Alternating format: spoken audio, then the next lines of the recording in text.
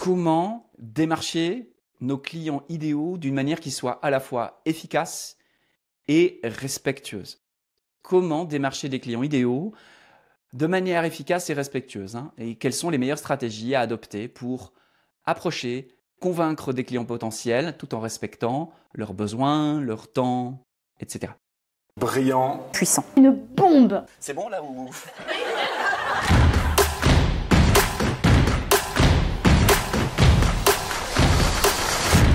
Bravo à vous.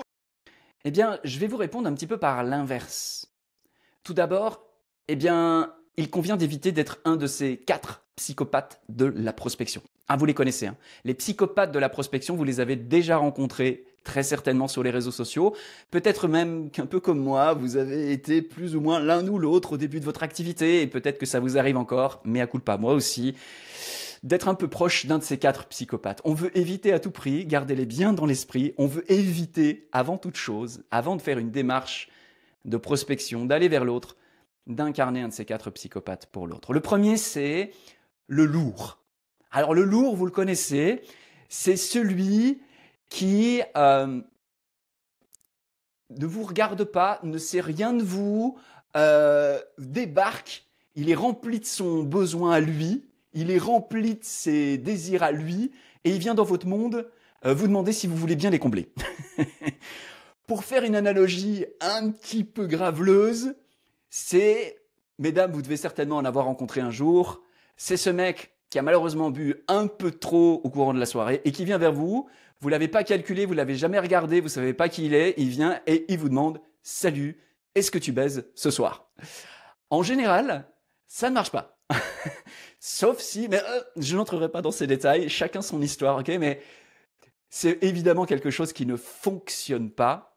Ce psychopathe qui saute à la case de la fin avant même d'avoir entamé la conversation, c'est le gros balourd. On ne veut pas être cette personne-là. On ne veut pas aller vers l'autre, rempli de notre besoin, de nos désirs, et juste débarquer dans son univers sans avoir même pris le temps de voir qu'il y avait quelqu'un au bout du fil. Le deuxième psychopathe de la prospection, c'est le chelou, le flou. Celui qui tout à coup vous envoie une petite phrase et en fait, il explique pas en fait quelles sont ses intentions. Et donc il va vous faire un « Hey, salut, est-ce que ça te dirait d'échanger avec moi ?» Pourquoi? À quelle fin? Rien, on n'a pas d'infos. On a juste quelqu'un qui débarque et qui fait « Hey, salut, est-ce que tu veux qu'on parle ?» Ce truc ultra flou, vous savez pas, vous devez commencer à poser des questions pour dire « Allez, ok, dis-moi, qu'est-ce que tu veux? Qu'est-ce que tu cherches? Qu'est-ce que tu veux ?» On veut pas être le chelou, on veut pas être le flou, on veut pas débarquer dans l'univers de l'autre avec une espèce de zone de flou où l'autre va devoir creuser lui-même pour essayer de trouver pourquoi on est là, pourquoi on apparaît dans son univers. Ce psychopathe-là, on veut pas l'être non plus. Le troisième psychopathe de la prospection, c'est le manipulateur, mais mal fait. Hein, c'est celui qui débarque et qui va commencer par vous faire un compliment sur votre univers. Oh waouh, j'adore ton univers, j'adore ta ligne éditoriale, j'adore ce que tu publies. Et en fait, quand vous creusez un peu ou quand vous simplement vous lisez sa phrase, vous sentez que ça sonne creux, vous sentez qu'en fait, ça fait que 5 minutes qu'il connaît qui vous êtes, ça fait peut-être que 2 minutes qu'il vous a stalké, comme on dit, il a été regarder vos différents réseaux sociaux, il a peut-être lu une demi-publication, il a peut-être écouté 30 secondes d'une vidéo, that's it, et ça se sent et ça se voit. Et cette personne-là, en fait, elle en fait des tonnes et donc elle vous fait vous sentir arnaqué à moitié parce qu'en fait, elle est en train de dire qu'elle est fan de nous, mais elle vient juste de nous découvrir. Doesn't work. On veut pas faire ça non plus. Je l'ai fait, ça marche pas bien, surtout quand on a des gens un peu intelligents et un peu sensitifs en face de nous. Ils nous grillent immédiatement et on se sent mais comme une MERDE dans l'instant, parce qu'évidemment ça part d'une bonne intention. Bien sûr qu'on a une offre en laquelle on croit, bien sûr qu'on a identifié que cette personne, on serait capable de l'aider, mais ça veut pas dire qu'on peut sauter tout de suite à la case départ, à la case fin, enfin à la case. N'Golo dans la case. Non, non, non, non. Le manipulateur mal fait, on veut éviter à tout prix. Si on dit à l'autre, je suis fan de toi, il faut que ce soit vrai. Il faut qu'on le suive depuis un certain temps. Il faut qu'il y ait de la consistance. Sinon, hey, je viens de te découvrir. Ça pulse pas mal ce que tu fais. J'aimerais en savoir plus. Ça, c'est quelque chose de sincère, d'honnête, de direct. J'aimerais en savoir plus. Ok, voilà quelqu'un qui s'intéresse à ce que je fais. Intéressant. Le quatrième psychopathe de la prospection qu'on veut éviter à tout prix d'être, c'est l'éjaculateur précoce. Vous savez, c'est ce truc de ça commence bien, oh waouh, l'approche est réussie, la première connexion se passe plutôt bien, et puis on saute trop vite, on y va trop vite.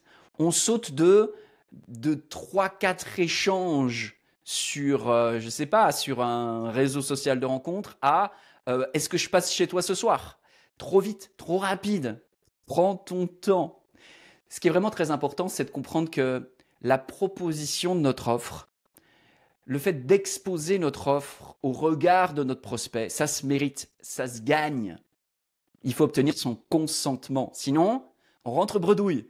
Hey, je peux vous dire que dans mes jeunes années, j'ai appris la relation de séduction à mes dépens.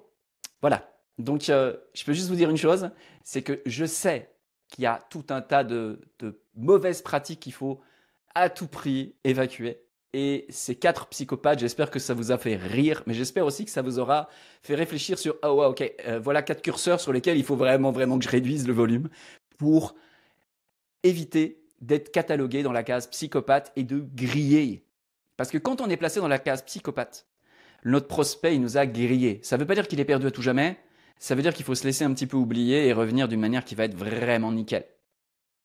Alors c'est quoi la bonne pratique? C'est bien beau de dire comment est-ce qu'il ne faut pas faire, mais comment est-ce qu'on fait?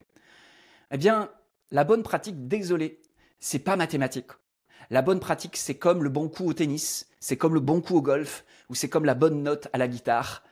C'est un mélange de théorie, d'expérimentation, d'exercice, d'amour, de dévotion, qui fait que petit à petit, par la répétition, on finit par devenir de meilleur en meilleur. Et vous savez quoi? Même Roger Federer a un taux incroyable de balles manquées. C'est ouf de comprendre que même le numéro 1 mondial manque un nombre incroyable de balles. Donc, si on n'est pas numéro 1 mondial, il est fort à parier qu'on manque un peu plus de balles encore. Pour revenir à le mouton, la bonne pratique, c'est un mélange de justesse dans le feeling intérieur. Comme je l'enseigne à mes étudiants, si ton prospect il n'est pas à l'intérieur de toi quand tu vas à sa rencontre, eh bien, il ne va pas se sentir dans la relation avec toi. Il faut que tu lui fasses de la place dans ta vie avant d'aller vers lui. Il faut que tu fasses de la place pour une potentielle relation avec cette personne, avec ce futur client éventuel, avant même d'aller vers lui. Donc, il y a comme une sorte de feeling intérieur. Est-ce que j'aime cette personne? Est-ce que j'ai envie d'être en lien avec cette personne dans ce cadre-là? Est-ce que c'est bon?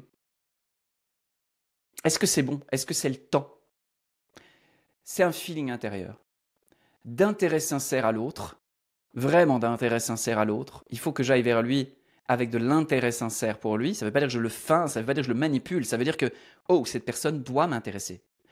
En principe, si vous avez un business bénédiction, les clients que vous voulez servir, c'est des clients que vous aimez, c'est des clients que vous voulez servir. Donc par conséquent, vous avez un intérêt sincère à l'égard de vos éventuels futurs clients. Donc vos prospects, vous avez un intérêt sincère à leur égard. Mais ça veut dire creuser, ça veut dire leur démontrer que vous avez un intérêt sincère. Et aussi, le poser clairement.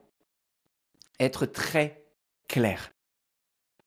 C'est vraiment ce mélange-là entre un ajustement à l'intérieur, un intérêt sincère pour l'autre, et puis une grande clarté dans la communication, pas raconter des histoires, juste dire « Hey, voilà ce que j'observe, voilà comment ça vit en moi, voilà ce que je voudrais te proposer. » Et si votre proposition va dans le sens de la résolution d'un problème, de la facilitation à l'accès à un désir, ou d'une manière qui va permettre à l'autre de prendre soin d'un de ses besoins essentiels, il y a beaucoup de chances que vous ayez son intérêt, son attention tout du moins, son intérêt ensuite. Et puis, c'est comme ça que par la suite, ça pourra découler sur une vente.